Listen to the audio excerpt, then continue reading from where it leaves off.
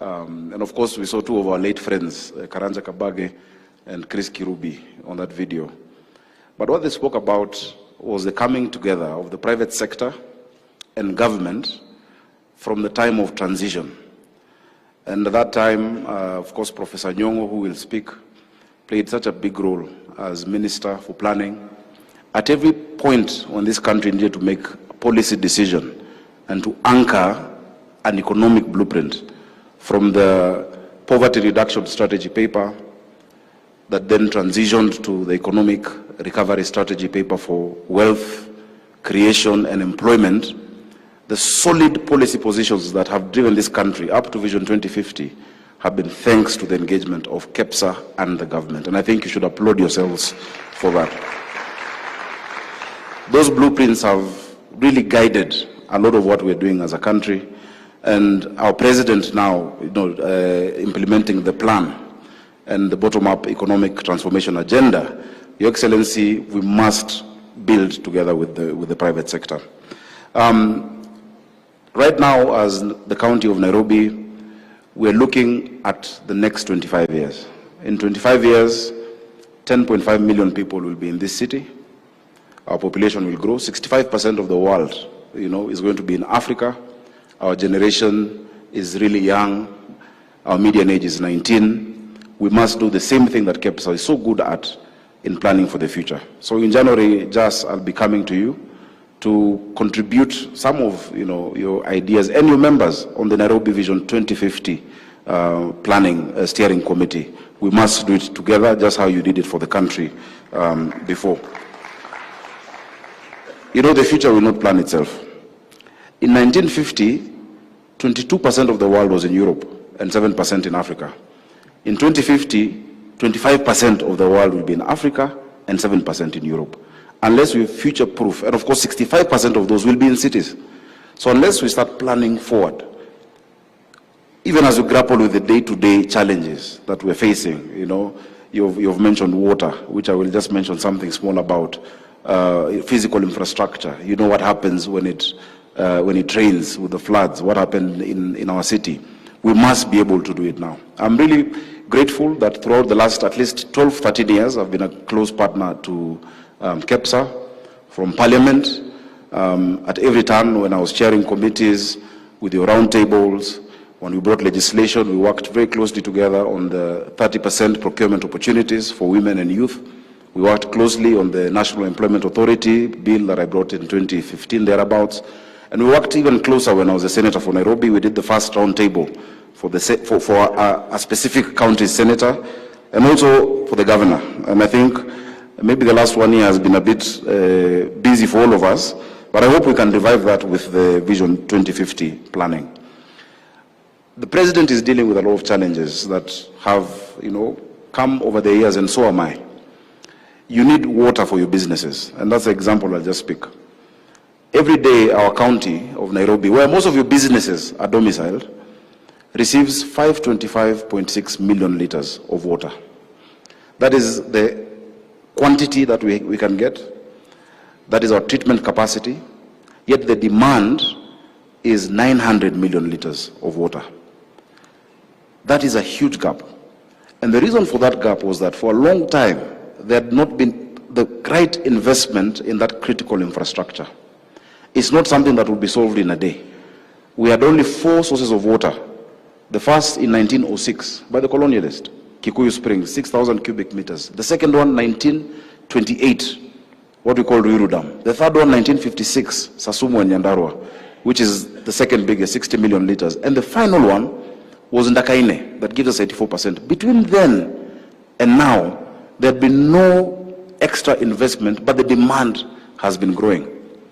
As we speak, and I want to thank the president was able to unlock the Northern Collector Tunnel. The Northern Collector is adding 140 million liters per day into Nairobi. We are now at the final stages of testing. The testing, Your Excellency, on turbidity and the quality of the water is complete. We're waiting for you to come commission because they need water for their businesses. They need water. Is EABL here? I don't know if EABL is here. They're our biggest customer. Out of the 525.6 million liters, they take 100 million liters per day. And so they leave Nairobians with just the rest. But somebody told me Nairobians end up still drinking that one, which EABL has taken. They drink it in other ways. And so with that is an example of how we need to partner, because we need now to think of the next 1 million liters of water. The demand is growing by 4% each and every year. I think it's a good opportunity for us to look into partnerships, what we can do together. I want to commend many of your members, because some of the interventions we've been able to do in the city have been with your members who have decided, look, I can take care of this part, where my building is, where my company is, because there's that resourcing gap that we have in the city. The other thing I will mention, because I know we don't have much time, is on the issue of infrastructure. We're working really hard to provide world-class infrastructure in the city. I know we have a gap that we must fill. Many of the roads you've seen have had issues. And Your Excellency, they don't care whose road it is. They will show vehicles on a national road and they say, Sakaja has filled the roads with his dimples. And they say, we don't want them on the road. Let them stay on your face. And I bear the brunt of it, even if it's a national road. Yesterday, the whole day we were with Waziri Chirchir, from ABC Place all the way to Wathi River, looking at the undercarriage of the expressway. And we got those contractors who have been working on that, and we've committed. I want to thank the President, because we've agreed, whether it's a national road or a county road, we're coming together.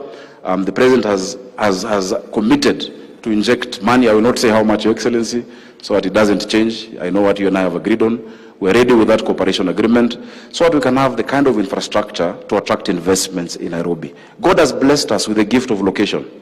From Nairobi, you're in Dubai in 5 hours. You're in Schiphol, in Amsterdam in 8 hours. You're in London in 8 hours. You're in New York in 14 hours. And it's actually 10 hours, 11 hours coming down. It's faster. I think because it's downhill. I'm told the pilot, anakanyanga clutch, and it comes faster. But why come in 10 hours or 9 or 8 hours or 5 hours and get stuck in traffic for 4 hours? These are things that we must work on now. The BRT program. We need the private sector to partner with us. Finally, we as a county government have endeavored to make your business easier, so that you can spend more time doing your business and not complying, taking too much time in compliance. This January, we launched the unified business permit. Before, you'd have to have 6 permits from the county. Now it is only 1 UBP. We've had some challenges with the, with the system. Sometimes your invoices are not coming out, and we've agreed that we have a help desk between the county and the business community, so that those issues are resolved. The second thing we've done is to agree on 1 inspection group.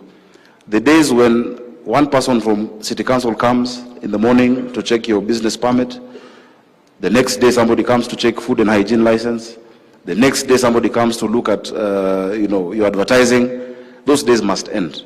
And so what we want to implement is what we've done with our water company, Nairobi Water, where we have a system called Jitambulishe. If somebody comes to read your water meter, you can actually ask them for their identification, dial a short code, and you can tell that they are genuine staff of the county government. There are many imposters out there who are trying to get 5,000, 10,000, but harassing your businesses. So that we're going to launch it early in the year. And we have only 1 inspection team per sub-county. We're going to publish their names in the newspaper so that you know who it is, and they all come together so that we don't harass the businesses.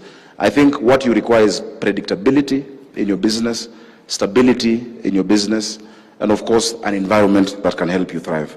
So I wish you well in your journey. We've had daunting challenges as a country, but you've stood firm. You exemplify the Kenyan spirit of resilience. Just that defiance to go against the odds, wake up every day, open your shop, open your business. That truly is a Kenyan spirit that we must really applaud, and we congratulate you for that. One last area of partnership that we're looking into, because I know many of you care not just about your profits, but also about ethics and about the society and the community. I'm grateful because since we launched our cash-free policy in Nairobi County, many of you have complied. We said all our revenue streams are now digitized. We've raised record revenue. This year we hit shy of 13 billion from the previous 8 billion, and it is you who've been paying. We want you to see your money working for you. But that challenge which we saw, that many of our children were missing out of school because of hunger. 1 out of 4 children in Nairobi was not going to school because of hunger. Together with the President, we launched a feeding program in this city. We've built already 17 central kitchens, and every single day, 310,000 children are being fed at 5 shillings. I hope that is an area that we can partner between the county and your businesses, because we're setting up a governance structure for it, a board where you can be members and you can support a child, or you can give us some of your produce to feed the future of our county. So asanteni sana, hongera for 20 years. Allow me to invite my colleague, Governor Nyong'o, to say something. Governor Nyong'o was instrumental during those early days. Please, let's clap for him as he comes on stage. Then I'll invite Waziri.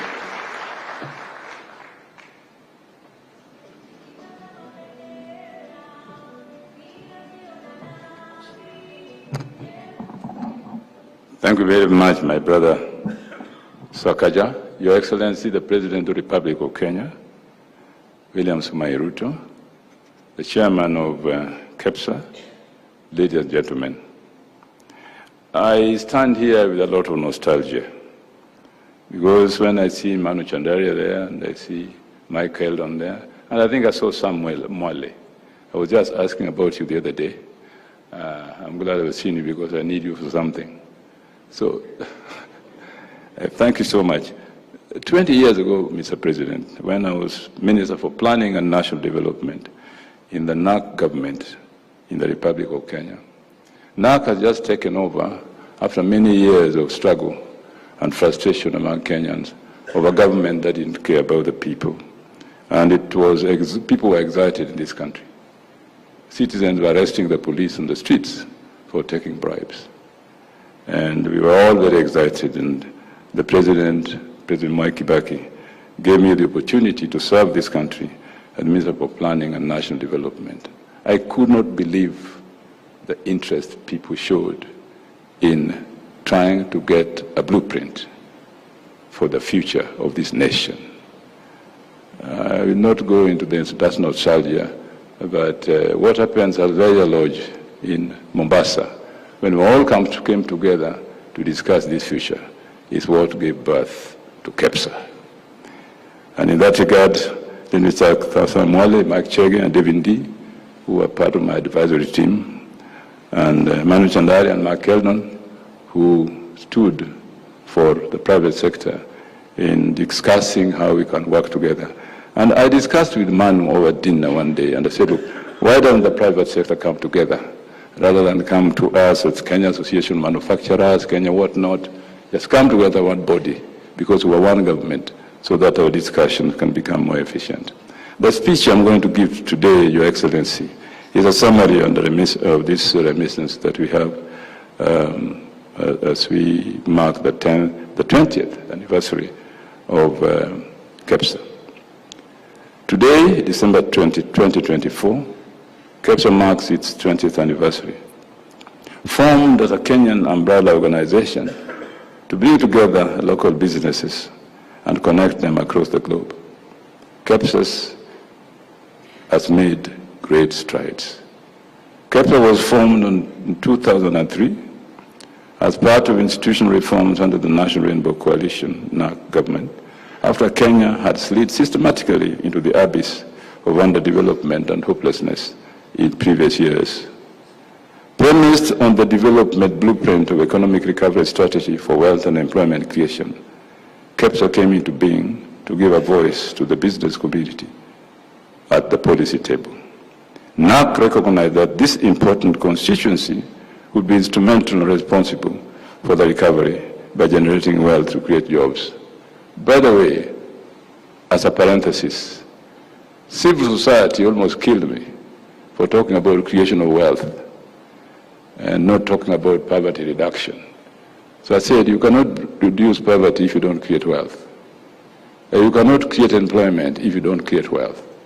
So the two are interdependent. So we must think of wealth creation before we think of poverty reduction or employment creation. Today, the vision of creating KEPSA is self-evident. In an economy that registered 7% growth from 2003 to 2007, from a negative 0.2%. This recovery also resulted in Kenya being able to rely entirely on its taxes to meet its recurrent expenditure needs without any appetite for debt. But what has KEPSA itself achieved? In commemorating this milestone, some of its achievements are the following. It has grown its membership to 64 business associations in Africa and 283 corporate members alongside a significant number of small businesses, constituting 90% of its membership that they have helped to innovate and grow. 2, effective public-private dialogues with the presidency, cabinet committees, ministries, judiciary, legislature, county governments, resulting in Kenya's rise from 136th in 2015 to 56th in 2020 in ease of doing business ranking. 3, thought leadership and insights to complex public policy issues through seminal papers, CEO surveys, PPD presentations, and national business agendas. 4, essential partner and instrumental implementer in Kenya's socio-economic development transformation from least developed country to lower middle-class income country status. 5, influential in the policy formulation and successful implementation of successive national government development strategies from 2003 to 2022, resulting in Africa's most successful public-private partnership for national development. 6, KEPSA's partner organizations are well placed to support business across dozens of sectors from every corner of Kenya, and the growth in membership is a statement to this. KEPSA's public-private dialogues, global networking, and establishment of the KEPSA Foundation are some of the notable programs that continue to support businesses in various sectors from subsistence agriculture, SMEs to AI, with practical advice and trustworthy connections. Their unique combination of local knowledge and global reach has meant that many SMEs are beginning to access international markets and grow their business further and faster. But how has KEPSA been helping businesses? With 90% of its membership being SMEs, these companies have benefited from personalized business advice that has helped them to enhance their international potential. KEPSA thought leadership, tapping into the collective thinking of its membership, has been instrumental and influential in this regard. Secondly, a significant number of SMEs have made critical growth-oriented international business connections through KEPSA-led initiatives, such as inbound and outbound trade missions and brokerage events. Many of KEPSA members are experiencing vertical growth, that is from SMEs to middle-sized and ultimately large companies, from tailored innovation support services and strategic partnerships locally, regionally, and internationally. But KEPSA faces certain challenges. And these are insights I've gotten from business community in Kisumu. First, power quality. The community experiences frequent power outages that affect production. 2, infrastructure. Roads, Kisumu, Londiani Road project has stalled. North Airport, Sabuni roads are in bad state. Sugar Belt roads are not motorable. There is also the issue of insecurity that as a county government we are very concerned about, and we are working together with the national government through the county commissioner's office to deal with this issue. And further, tax and regulatory environment is unpredictable, affecting long-term planning. There is a need to simplify the local tax administration. These challenges from Kisumu are said to be experienced by the Kenyan business community, as they all relate to roles that are the responsibility of the national government. What is KEPSA's future? I will just speculate from the point of view of not being a member, but looking at what you do. Notwithstanding KEPSA's short existence, many companies have benefited from its support. Companies across Kenya and beyond find it a reliable partner with a proven track record in helping them achieve their growth ambitions. Building on this success, KEPSA's overarching goal in the future is to improve Kenya's global competitiveness by continuously improving the business environment. The private-public dialogues, together with thought leadership, will be enhanced in a quest to achieve Kenya's competitive agenda, anchored around 1, ensuring that the cost of material inputs for businesses offer competitive advantage to Kenyan companies, by reviewing the cost of compliance that take the form of administrative costs, taxes, and regulation. Secondly, efficiency of utilities, water, energy, telecoms, as Sakaja said, in their distribution, consistency and reliability of service provision. Institutional policy and regulatory burden significantly increase the cost of service delivery, which the utilities pass on to their clients.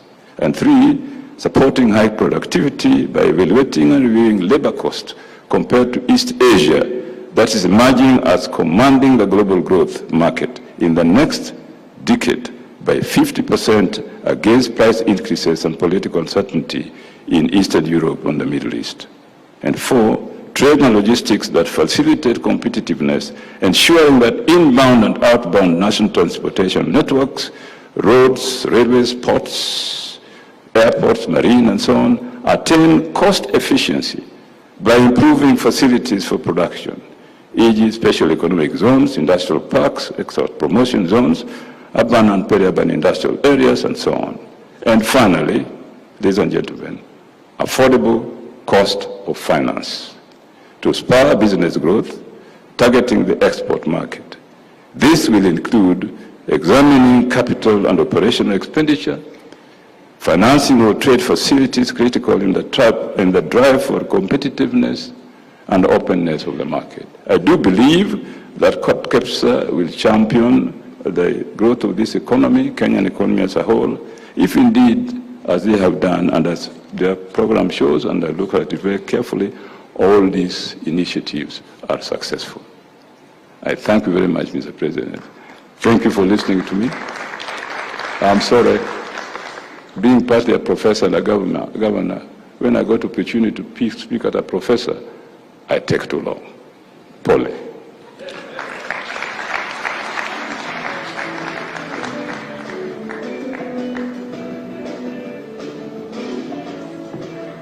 Another round of applause for Governor Nyong'o. Thank you very much, sir. And at this point, Your Excellency, I would like to now call upon the Cabinet Secretary, Ministry of Investment, Trade and Industry, Honorable Salim Mvurya, who will in turn invite His Excellency the President. Karibu sana waziri. Tumpigie makofi tafadhali.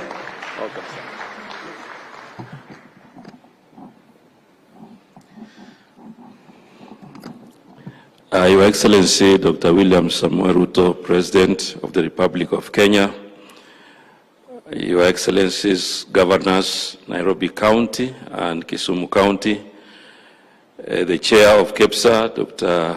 Bedi, and also the CEO, the Executive Board, ladies and gentlemen, Your Excellency, allow me, before I invite you to speak, to just make a few remarks, especially now that this is a celebration for 20 years.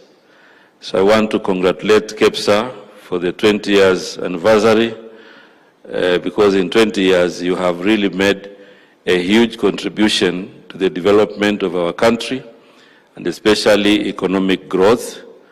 As a ministry, Your Excellency, we have had a very close engagement with KEPSA, and KEPSA have been very responsible for the Finance Act of 2023, where a number of issues that they had raised were included, including the Finance Bill of 2024. And Your Excellency, even now as we discuss the tax laws, which are very critical in ensuring that we have a much more predictable investment environment, and also the Business Laws Amendment Bill.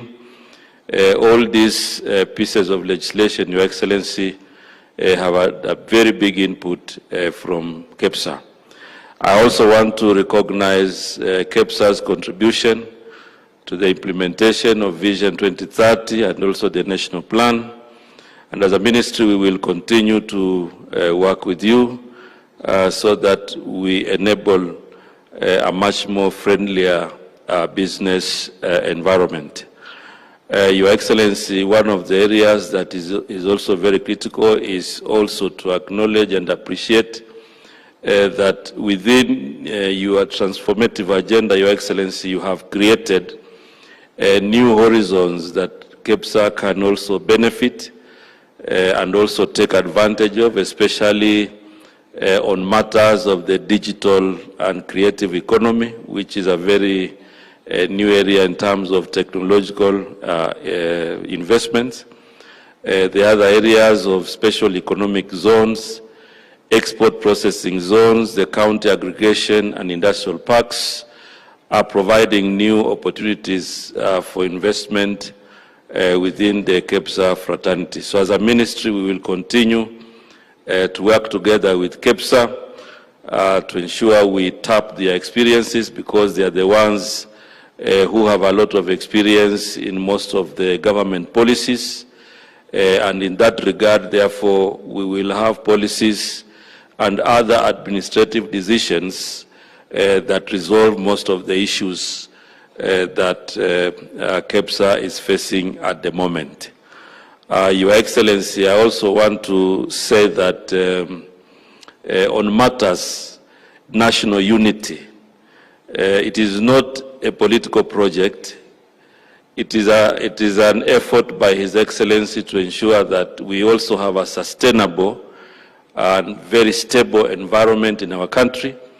And I would want to urge all of us, even as we are in the private sector, we support His Excellency as he continues to engage broadly to unite the country and also within the framework of the broad-based government. Finally, Your Excellency, we are also working towards ensuring that we narrow the gap between foreign direct investment and also domestic direct investment, so that we can provide opportunities for both investors to enjoy incentives and benefits from our country's policies and legislation. Your Excellency, I want to end there, but just to say congratulations to KEPSA for this achievement. It is not a mean feat. 20 years is a long time. I'm sure you have faced a number of challenges, but again, a lot of opportunities have come into fruition. And going forward, we will work with you to ensure that you continue to realize you to be upstanding, as I invite His Excellency the President to make his remarks. Karibu sana, Mheshimiwa Rais. Your Excellency, sir. Thank you. Thank you very much, Minister. Please let's take our seats. Asanteni sana.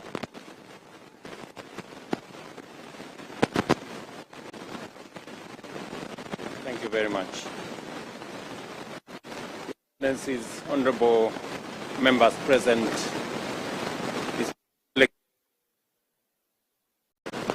our founding fathers who are here,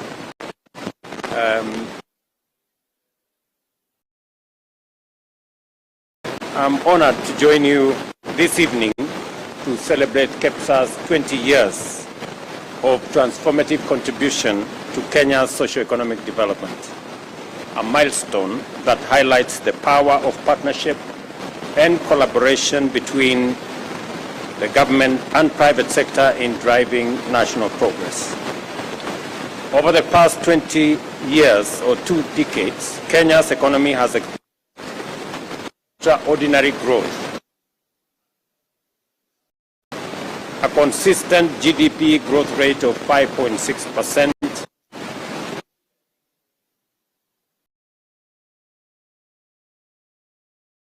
again in 2023.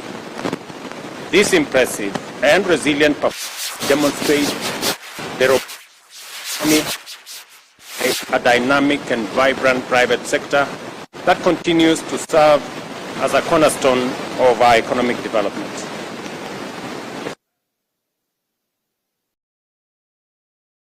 Critical areas of our economy, from agriculture, which employs over 40% of Kenyans, the service sector drive innovation and growth. Tourism has also played a pivotal role, with accommodation and food services recording a growth of 26% in the second quarter of this year. Together, these sectors form the bedrock of our shared prosperity. Recognizing the central role of the private sector, the government of Kenya has prioritized creating a conducive environment for business through initiatives that are being undertaken by my friend Salim Vuria and the State Department's charge. These platforms facilitate continuous dialogue between government and the private sector, ensure the implementation of necessary reforms, and promote policy alignment to drive economic growth. I have had occasion to engage KEPSA in roundtables, I think 3 times, and it has been a very informative conversation. I have also asked the ministry responsible for this space to have continuous engagement, especially when we are formulating policy positions, when we are looking at what areas that we need to intervene. And I'm very happy that that conversation is ongoing. We just need to scale it up. Our collaboration has already yielded significant outcomes, including the introduction of incentives for manufacturing, e-mobility, and special economic zones. These measures, alongside streamlined tax refund mechanisms, have boosted investor confidence and enhanced Kenya's global competitiveness. You all remember when we had this conversation about tax refunds, and we made the decision that because we were having a monster of a problem that seems to be non-ending, we took the policy decision and passed it in Parliament that if KRA owes your business and in 6 months they are unable to pay you, the next time you're supposed to pay KRA, deduct the money that they are supposed to pay you before you pay your taxes. That way, we make sure that we have a win-win arrangement, that if KRA delays in paying your refunds, there is no justification for you to pay the next until you get your refunds. So you net off, and I think it's managed to improve things on both sides. I think KRA are now much more forthcoming whenever they are processing those refunds. These measures, alongside streamlined tax mechanisms, have boosted investor confidence and enhanced our competitiveness. On the macroeconomic front, deliberate policy interventions have stabilized the Kenya shilling, leading to a 20% appreciation from Kenya shillings 162 to the dollar in February 2024 to Kenya shillings 129 today. Inflation has fallen to a 17-year low, declining from 9.6 in September 2022 to 2.8 this month. Additionally, foreign exchange reserves have surged to US dollars 9.5 billion, ensuring robust import cover and strengthening our financial markets. You all remember 2 years ago we had a big challenge. In fact, the first group that I met were the oil marketers. And the oil marketers were really in trouble because we spend close to $500 million every month to service our oil products imports. It was a big challenge, and we managed to design an innovative mechanism working with local banks and structured what many people did not think it was going to work. But today, we have a working mechanism that has removed pressure from banks. I remember banks had become rationing dollars that are available to importers. We have since resolved that issue, and I am very confident about the future, that even companies that could not remit, dividends to foreigners, and they had to wait for months to be able to do that. That challenge has now been removed, sorted out, because we have consistently worked with the private sector to identify areas of collaboration and partnership that would help to resolve the challenges that face our economy. I must say here that for the first time, I realized why a big bank is necessary. Because all the other banks took off, and we were left with Kenya Commercial Bank, and they sorted us out. Congratulations, Kenya Commercial Bank, for standing in the gap. Subsequently, many other banks have come on board, and we are now working together with confidence with all the other banking institutions. The outcomes, of course, have restored market confidence, significantly reduced the cost of servicing external debt, and created fiscal space to support our development priorities. The Government of Kenya remains unwavering in its commitment to leverage public-private partnership to fund and deliver major infrastructure projects across Kenya. World-class infrastructure is the foundation of economic growth, job creation, poverty alleviation, and regional integration.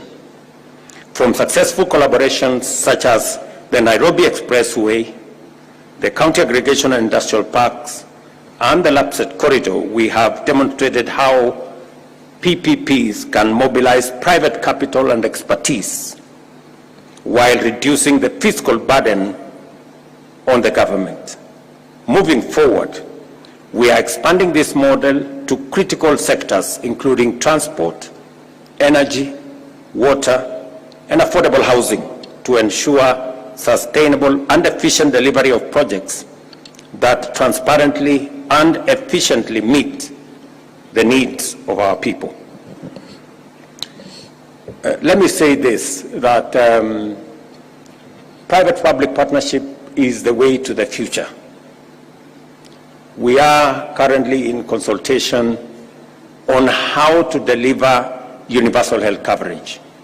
And one item that is critical to the delivery of universal health coverage is equipment in our hospitals, whether we are talking about MRI equipment, whether we are talking about dialysis equipment, and many other equipments that are necessary for the delivery of UHC. Of course, apart from human capital that we require, and apart from medical commodities that we require. And we have agreed in a structured manner with all the stakeholders, including our county governments, that using the model that we used before under the managed equipment service, we have improved on that model. In that model, we contracted suppliers who supplied equipment, and we used the equipment to deliver service. We paid the suppliers for that equipment over time. This time round, we've made it even better. We have told the suppliers, because the challenge we had in the other program was that we had some equipment delivered to some hospitals that did not work, and yet we paid for them. And some of the time the equipment worked, some of the time it did not work, but we paid for them. So we told them this time round, you deliver the equipment, because this is a public-private partnership. We will pay you for the service of that equipment. If you deliver for us one MRI service, we pay for that service. If the equipment is down, we don't pay. If the equipment is not functioning, we don't pay. That way, everybody does their part of the bargain. Equipment that we have used public money to pay, yet working. Or we also eliminate paying for equipment that is not providing any service.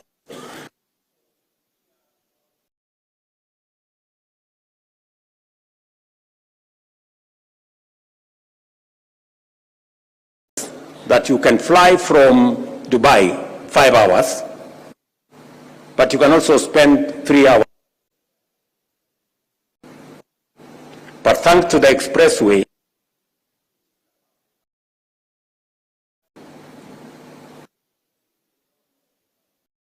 did not put any money in the expressway. It was built by the private sector. We gave them a long-term lease of 27 years.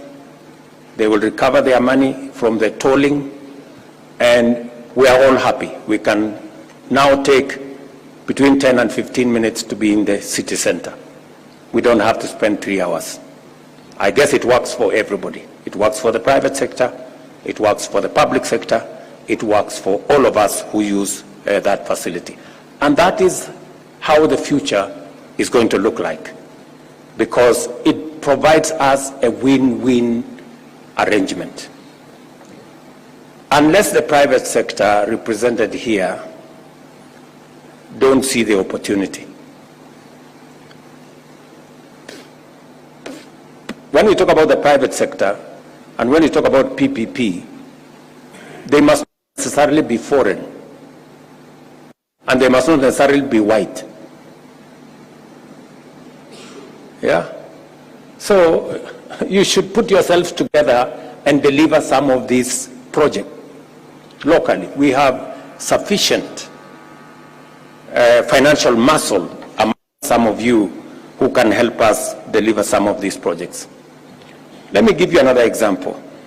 The governor of Nairobi again has said ably how we are going to give him 140 million liters every day beginning shortly, because we have just completed the project, the Northern Collector. But he didn't tell you the difference this time round. I have told him that we are not going to give him the water for free. He is used to free water, this man. You know, and you know the irony of this whole thing is that as national government, we invest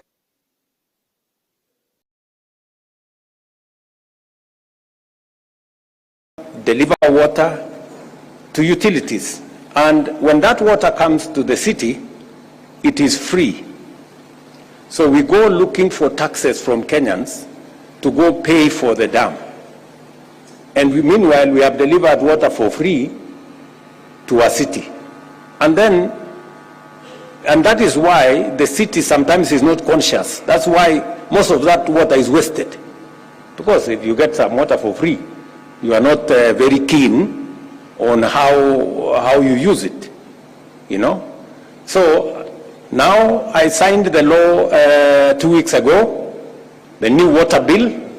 We're now going to have a bulk water. We're going to sell him water at a fraction of what he is selling to the public.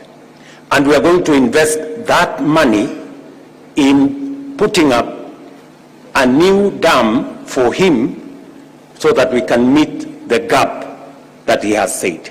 He said he needs 900 million, and that is growing. He now, even if we give him 140 million liters, we still have a gap of almost 250. That way, we make the whole cycle sustainable. And because there is no free lunch anywhere in the world, I guess there is no free water anywhere in the world. And if there was, the county would be delivering free water to citizens, but they are not.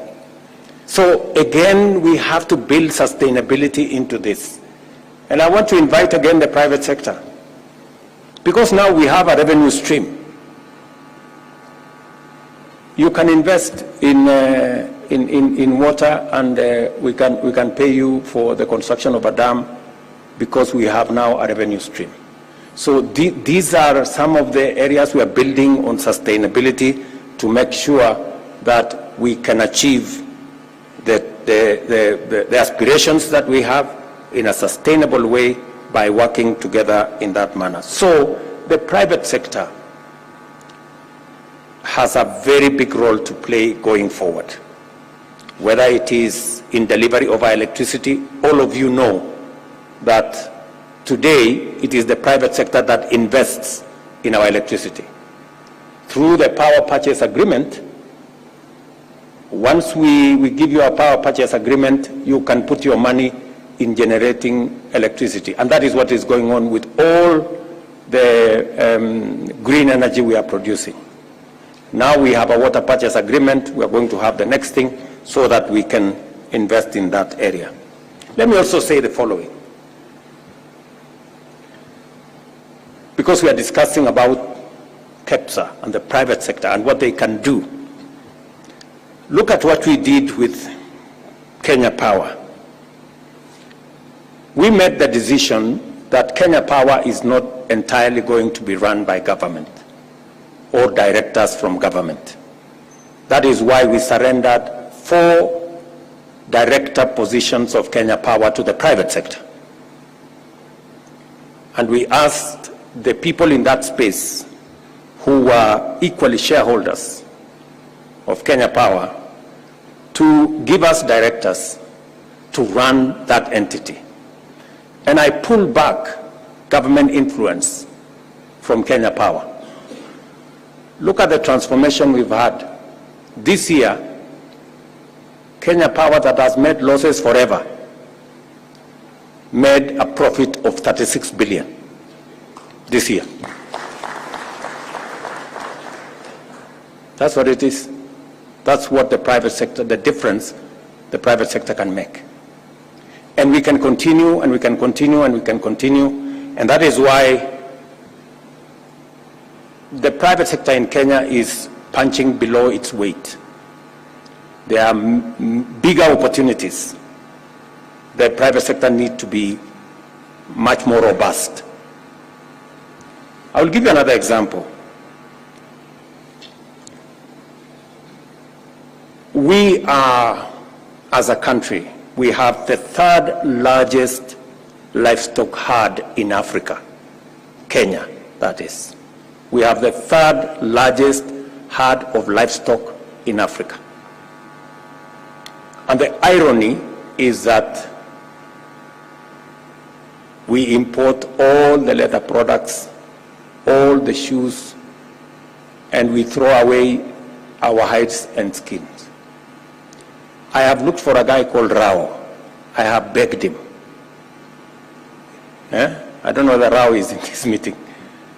And I have really been on his case because he happens to have an idea of what we can do around leather, because at least he is producing local leather in Kenya. And we want to support that enterprise. I was talking today to the pastoralist community in Kenya, why we need to do more professional flaying of removing of the skin, that is, and hides. Why we need to do more in that space to invest. And I have made a decision that Kenania, which has been a big challenge here, by January it should be working, so that we can do more around leather. We can expand our leather products and make sure that we take the country to the next level. Again, to the private sector, there is huge opportunity in the leather space.